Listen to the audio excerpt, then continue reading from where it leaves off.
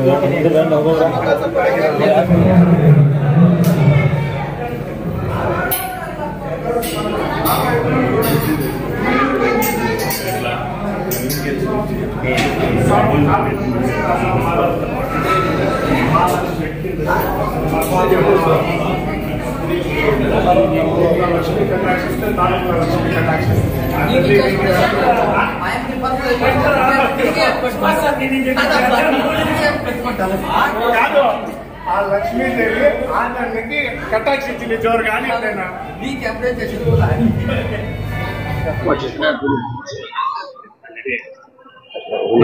ಇವತ್ತು ಮುಳಬಾಗಿಲು ಸುಪ್ರಸಿದ್ಧ ಆಂಜನೇಯ ಸ್ವಾಮಿ ದೇವಸ್ಥಾನದಲ್ಲಿ ಆಂಜನೇಯನ ಬ್ರಹ್ಮರಥೋತ್ಸವ ತುಂಬಾ ವಿಜೃಂಭಣೆಯಾಗಿ ನಡೀತಾ ಇದೆ. ಈ ಒಂದು ಆಂಜನೇಯ ದೇವಾಲಯದ ಒಂದು ಬ್ರಹ್ಮರಥೋತ್ಸವ ಪ್ರತಿ ವರ್ಷಕ್ಕೆ ಕಳೆದ ಬಾರಿಗಿಂತಲೂ ಈ ಸಲ ಇನ್ನೂ ವಿಜೃಂಭಣೆ ನಡೀತಾ ಇದೆ. ಈ ವರ್ಷಕ್ಕಿಂತಲೂ ಮುಂದಿನ ವರ್ಷ ಇನ್ನೂ ವಿಜೃಂಭಣೆಯಿಂದ ನಡೀತಾ ಬಂದಿದೆ. ಅನೇಕ ಲಕ್ಷಾಂತರ ಭಕ್ತಾದಿಗಳು ಆಂಜನೇಯ ದೇವಸ್ಥಾನದ ದೇವರ ಮೊರೆ ಹೋಗಿ ಅವರ ಕೋರಿಕೆಗಳು ಈಡೇರುತ್ತೆ ಅಂತ ಒಂದು ಅನೇಕ ವರ್ಷಗಳಿಂದ ಬಂದಿರತಕ್ಕಂಥ ಪ್ರತೀತಿ. ಈ ಒಂದು ಬ್ರಹ್ಮರಥೋತ್ಸವಕ್ಕೆ ಅನೇಕ ಮುಖಂಡರು, ಅನೇಕ ದಾನಿಗಳು, ಅನೇಕ ಜನರು ಇದಕ್ಕೆ ಸಹಾಯ ಹಸ್ತ ಮಾಡ್ಕೊಂಡು ಬಂದಿದ್ದಾರೆ.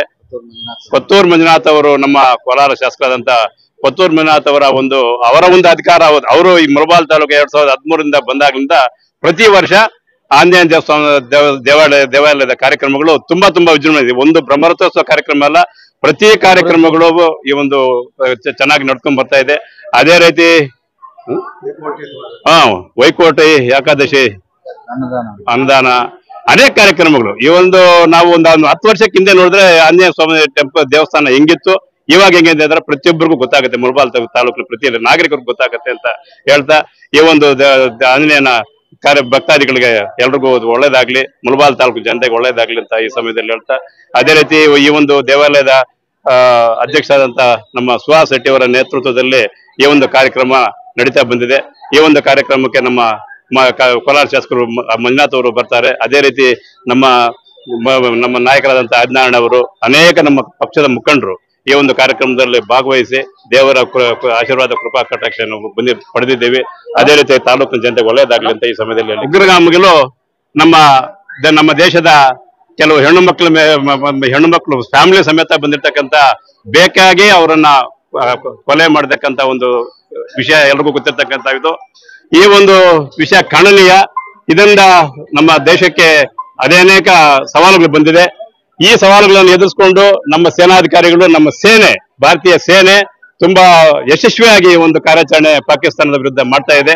ಅವ್ರಿಗೆಲ್ರಿಗೂ ಈ ಸೇನೆಯಲ್ಲಿ ಮಾಡ್ತಾ ಇರ್ತಕ್ಕಂಥ ಪಾಕಿಸ್ತಾನ, ನಮ್ಮ ಭಾರತದ ಸೇನೆ ಮತ್ತೆ ಭಾರತದ ಅಧಿಕಾರ ಮಿತ್ರ ಮತ್ತೆ ನಮ್ಮ ದೇಶದ ಆಡಳಿತ ವರ್ಗದವರೆಗೂ ಒಳ್ಳೇದಾಗ್ಲಿ ಅಂತ ಈ ಸಮಯದಲ್ಲಿ ಹೇಳಕ್ಕೆ ಬಯಸ್ತೇನೆ. ಹೌದೌದೌದು ಹೌದು, ಅದರಲ್ಲಿ ಎರಡನೇ ಮಾತಿಲ್ಲ. ದೇಶದ ವಿಚಾರ ಬಂದಾಗ ದೇಶದ ವಿಚಾರ ಬಂದಾಗ ಪ್ರತಿಯೊಬ್ಬರು ಭಾರತ ದೇಶದ ಪ್ರತಿಯೊಬ್ಬ ಪ್ರಜೆ ಒಂದಾಗಬೇಕು ಅಂತ ನಾನು ಹೇಳಲಿಕ್ಕೆ ಬಯಸ್ತೇನೆ.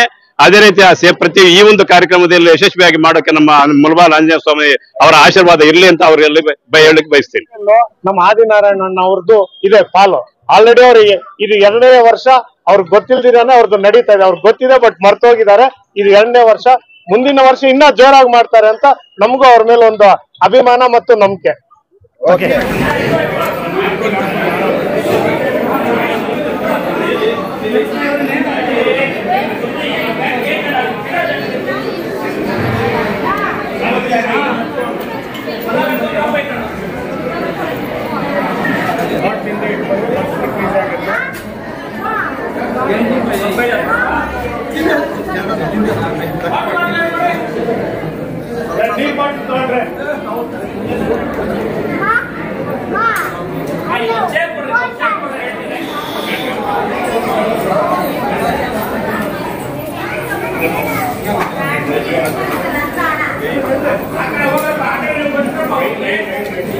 Thank you.